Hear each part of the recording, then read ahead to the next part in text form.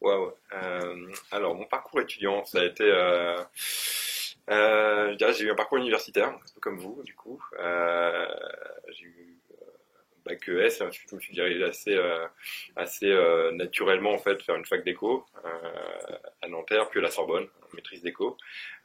Et j'ai intégré en dernière année, en troisième cycle à l'époque, hein, je ne sais plus si ça s'appelle comme ça maintenant, un master en communication et marketing digital.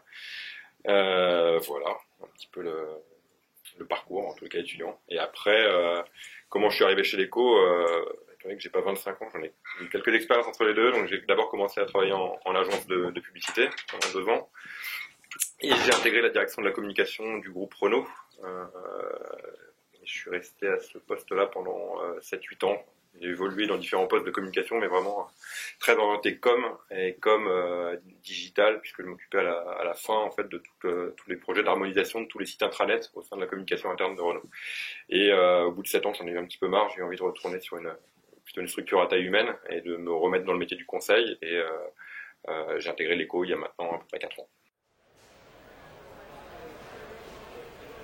Le principal intérêt de nous, un partenariat avec Capcom, était de pouvoir, en tout cas, s'appuyer sur le réseau de communicants de Capcom. L'idée, c'est qu'on voulait être dans une double dimension, à la fois la dimension quantitative à travers une enquête, un sondage sur lequel on allait essayer d'adresser un maximum de communicants en France sur les questions qu'on se posait. Ça, on l'a fait en partenariat avec Capcom. Et puis derrière, nous, on voulait donner du sens aussi à ces résultats et tout ça pour être en mesure de dégager des grandes tendances et de dégager finalement en quoi le numérique allait impacter plus en profondeur l'organisation et les services de communication, et puis au-delà même de toute la collectivité. Et comment finalement le numérique pouvait outiller et accompagner les communicants dans ce travail au quotidien qu'ils doivent faire en interne auprès de leurs différents directions métiers, puis en externe auprès de leurs différents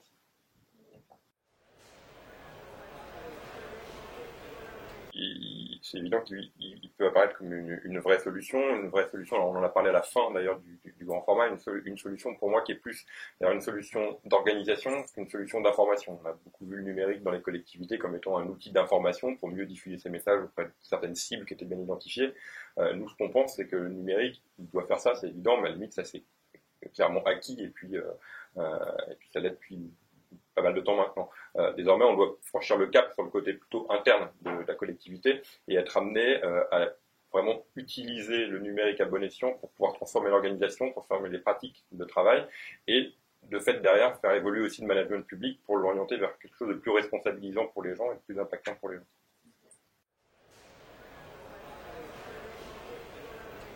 S'il y avait un seul conseil, c'est ne réfléchissez pas outils et ne vous dotez pas d'outils pour vous doter d'outils, mais essayez de réfléchir d'abord stratégie. À quoi ça vous sert d'utiliser quel support numérique demain dans votre stratégie digitale.